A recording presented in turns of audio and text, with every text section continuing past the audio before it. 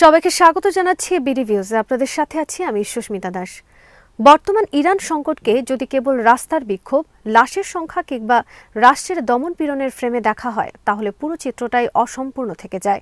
কারণ এই ঘটনা প্রবাহটি আসলে একটি বহু স্তর বিশিষ্ট কৌশলগত যুদ্ধের অংশ, যেখানে মাঠের সংঘর্ষের চেয়েও বেশি গুরুত্বপূর্ণ হয়ে উঠেছে বয়ান, প্রতীক, উপলব্ধি এবং আন্তর্জাতিক জনমত। লাশ ফেলানো এখানে কোনো বিচ্ছিন্ন ঘটনা নয়, এটি একটি সুপরিকল্পিত প্ররোচনামূলক প্রক্রিয়ার অংশ, যার লক্ষ্য হচ্ছে রাষ্ট্রকে এমন একটি প্রতিক্রিয়ায় ঠেলে দেওয়া যাতে রাষ্ট্র নিজেই নিজের বিরুদ্ধে অভিযোগের পাহাড় তৈরি করে ফেলে। ইতিহাসের দিকে তাকালে দেখা যায় পশ্চিমা হাইব্রিড ওয়ারফেয়ারের অন্যতম মূল উপাদান হচ্ছে অভ্যন্তরীণ অস্থিতিশীলতা সৃষ্টি করে রাষ্ট্রকে নৈতিকভাবে দুর্বল করে দেওয়া, যাতে পরবর্তী ধাপে কূটনৈতিক চাপ, নিষেধাজ্ঞা, বিচ্ছিন্নকরণ কিংবা সরাসরি হস্তক্ষেপকে ন্যায্য বলে উপস্থাপন করা যায়। ইরানের ক্ষেত্রে এই ছক নতুন নয়, তবে বর্তমান পর্যায়ে এর তীব্রতা ও বহুমাত্রিকতা আগের যে কোনো সময়ের চেয়ে বেশি।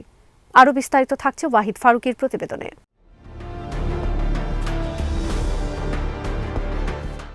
এখানে যে কথাটি সবচেয়ে গুরুত্বের সঙ্গে বলা হচ্ছে তা হল আরও ২০০ লাশ পড়লে আম পাবলিককে মাঠে নামানো সম্ভব হবে। এই বক্তব্যটি আসলে একটি নির্মম বাস্তবতার দিকে ইঙ্গিত করে। জনরস স্বতঃস্ফূর্তভাবে তৈরি হয় না, তাকে নির্দিষ্ট একটা সীমা পর্যন্ত ঠেলে নিতে হয়। পশ্চিমা পরিকল্পনায় সেই সীমাটি হচ্ছে ক্রিটিক্যাল মাস।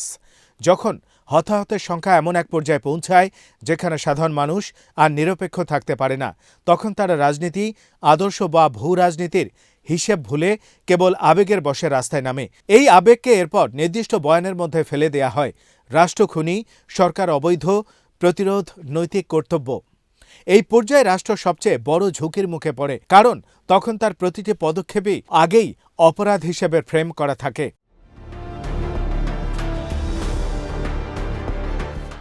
বর্তমান পরিস্থিতিতে সবচেয়ে উদ্বেগজনক দিক হল বিক্ষোভকারীদের একটি অংশের হাতে আগ্নেয়াস্ত্র থাকা এবং রাস্তায় তা ব্যবহারের সংখ্যা। এটি সাধারণ বিক্ষোভের চরিত্রকে সম্পূর্ণ বদলে দেয়। শান্তিপূর্ণ প্রতিবাদ আর সশস্ত্র সংঘর্ষের মধ্যে যে মৌলিক পার্থক্য রয়েছে তা কেবল নিরাপত্তার প্রশ্ন নয়, একটি রাজনৈতিক ও নৈতিক প্রশ্ন। যখন অস্ত্র রাস্তায় নামে তখন রাষ্ট্রের নিরাপত্তা বাহিনীর সামনে আর পাবলিক অর্ডার রক্ষার সহজ সমীকরণ থাকে না। কিন্তু এখানেই পশ্চিমা কৌশলের সূক্ষ্মতা। তারা চায় রাষ্ট্র এই অস্ত্রধারীদের বিরুদ্ধে সরাসরি কনফ্রন্টেশনে যাক, কারণ তাতে মৃত্যুর সংখ্যা বাড়বে, ক্যামেরায় রক্ত ঝরবে, আর সেই রক্তের প্রতিটি ফোঁটা আন্তর্জাতিক মিডিয়ার পর্দায় ইরানের বিরুদ্ধে প্রমাণ হয়ে উঠবে।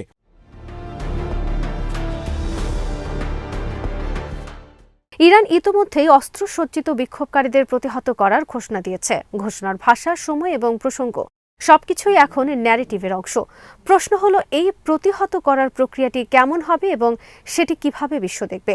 পশ্চিমা মিডিয়া বাস্তব ঘটনাকে যেমন দেখাবে না, তেমনি দেখাবে না তার প্রেক্ষাপট। একটি সশস্ত্র গোষ্ঠীর হামলা, একটি নিরাপত্তা চেকপোস্টে গুলি, একটি পুলিশ সদস্যের মৃত্যু, এসবের কিছুই মূলধারার শিরোনামে জায়গা পাবে না, বা পেলেও তা হবে ক্ষুদ্র অক্ষরে। বড় অক্ষরে লেখা হবে বিক্ষোভকারীর মৃত্যু, কাঁদতে থাকা পরিবার, রক্তাক্ত রাস্তা। ফলে কনফ্রন্টেশন যত বাড়বে, ইরান ততই নৈতিকভাবে কোণঠাসা হবে।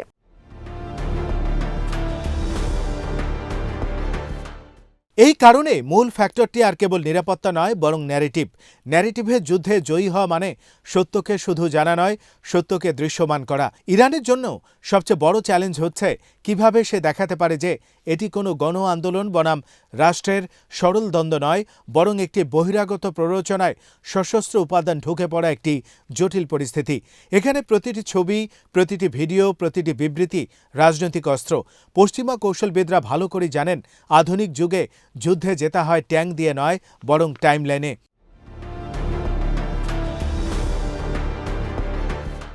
আরেক গুরুত্বপূর্ণ দিক হল আম পাবলিক ধারণা। সাধারণ মানুষ সবসময় রাজনীতির গভীরে ঢোকে না। তারা দৃশ্য দেখে, অনুভব করে এবং তার ভিত্তিতে অবস্থান নেয়। যদি তারা দেখে রাষ্ট্র নির্বিচারে দমন করছে, তাহলে তারা রাষ্ট্রের বিপক্ষে যাবে। আবার যদি তারা দেখে বিশৃঙ্খলা, অস্ত্রধারী গোষ্ঠী, অস্থিতিশীলতা, তাহলে তারা স্থিতিশীলতার পক্ষে দাঁড়াবে।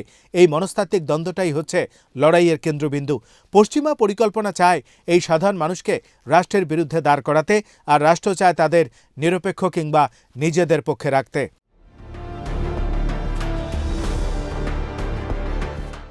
ইরানের জন্য বিকল্প পথ তাই সরাসরি শক্তি প্রয়োগের বাইরে খুঁজতে হবে। এর মানে এই নয় যে রাষ্ট্র আত্মরক্ষার অধিকার হারাবে, বরং এর মানে হলো সেই আত্মরক্ষাকে এমনভাবে উপস্থাপন করতে হবে যাতে তা প্রতিরক্ষামূলক, সীমিত এবং বৈধ বলে প্রতীয়মান হয়। ইতিহাসে দেখা গেছে যেসব রাষ্ট্র কেবল বল প্রয়োগে পরিস্থিতি সামাল দিতে চেয়েছে তারা স্বল্প মেয়াদে হয়তো নিয়ন্ত্রণ ফিরিয়ে পেয়েছে, কিন্তু দীর্ঘমেয়াদে নৈতিক বৈধতা হারিয়েছে।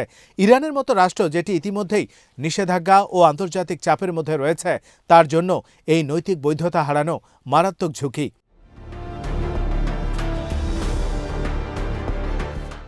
ন্যারেটিভের যুদ্ধ জেতার জন্য প্রথম শর্ত হচ্ছে স্বচ্ছতা, বা অন্তত স্বচ্ছতার দৃশ্যমানতা। প্রতিটি সহিংস ঘটনার ক্ষেত্রে রাষ্ট্রীয় ভাষ্য যদি আগে আসে, যদি তথ্য দ্রুত আসে, যদি প্রমাণসহ আসে, তাহলে আন্তর্জাতিক মিডিয়ার একচেটিয়া ব্যাখ্যা কিছুটা হলেও চ্যালেঞ্জের মুখে পড়ে। দেরিতে দেয়া বিবৃতি, অস্পষ্ট বক্তব্য বা সম্পূর্ণ নীরবতা এসবই পশ্চিমা বয়ানকে শক্তিশালী করে। দ্বিতীয় শর্ত হচ্ছে অভ্যন্তরীণ সংলাপের দৃশ্যমান প্রচেষ্টা। রাষ্ট্র যখন দেখতে পারে যে সব বিক্ষোভকারীকে এক কাতারে ফেলছে না, বরং অভিযোগ শুনছে, পার্থক্য করছে শান্তিপূর্ণ প্রতিবাদ আর সশস্ত্র উস্কানির মধ্যে, তখন সবই দমন হচ্ছে, এই বয়ান দুর্বল হয়।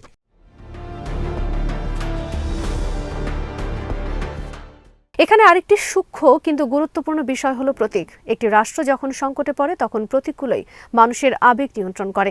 একটি নির্দিষ্ট ছবি, একটি নির্দিষ্ট শব্দ, একটি নির্দিষ্ট মুখ, এসব পুরো আন্দোলনের অর্থ বদলে দিতে পারে। পশ্চিমা মিডিয়া এই প্রতীক নির্মাণে ওস্তাদ।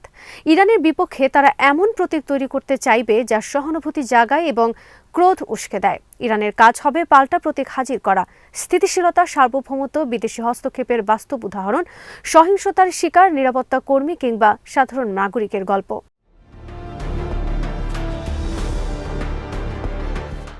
সবচেয়ে বড় ঝুঁকির জায়গা হচ্ছে সময়। এই ধরনের সংকটে প্রতিটি দিন গুরুত্বপূর্ণ।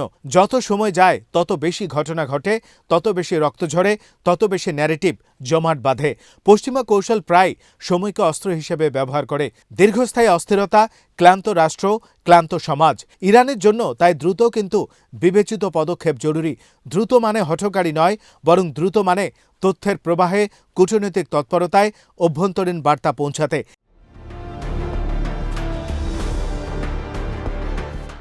এই পুরো প্রক্রিয়ায় যুক্তরাষ্ট্র ও মোসাদের ভূমিকা কেবল সরাসরি অপারেশনের মধ্যে সীমাবদ্ধ নয়। তাদের আসল শক্তি হচ্ছে সংযোগ, অর্থায়ন, প্রশিক্ষণ এবং সর্বোপরি তথ্যযুদ্ধ। তারা জানে কোথায় আগুন দিলে শিখা ছড়াবে, কোন ঘটনায় কোন শব্দ ব্যবহার করলে কোন শ্রেণী উত্তেজিত হবে। এই সূক্ষ্ম মানসিক মানচিত্রটাই তাদের সবচেয়ে বড় অস্ত্র। ইরানের জন্য চ্যালেঞ্জ হলো এই মানচিত্র ভাঙা, দেখানো যে ঘটনাগুলো বিচ্ছিন্ন নয়, স্বতঃস্ফূর্ত নয়, বরং একটি বড় ছকের অংশ।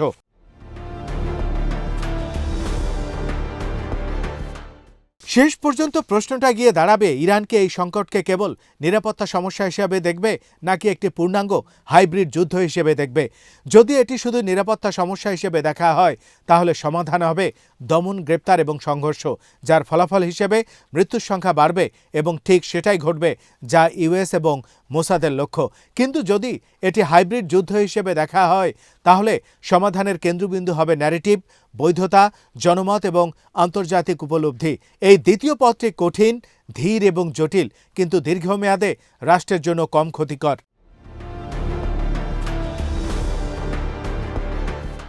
ইরানের সামনে এখন যে মুহূর্তটি, তা ইতিহাসের এক সংবেদনশীল সন্ধিক্ষণ। এখানে ভুল সিদ্ধান্ত শুধু একটি বিক্ষোভ দমন ব্যর্থ করবে না, বরং পুরো রাষ্ট্রের ভবিষ্যৎ অবস্থানকে দুর্বল করে দিতে পারে।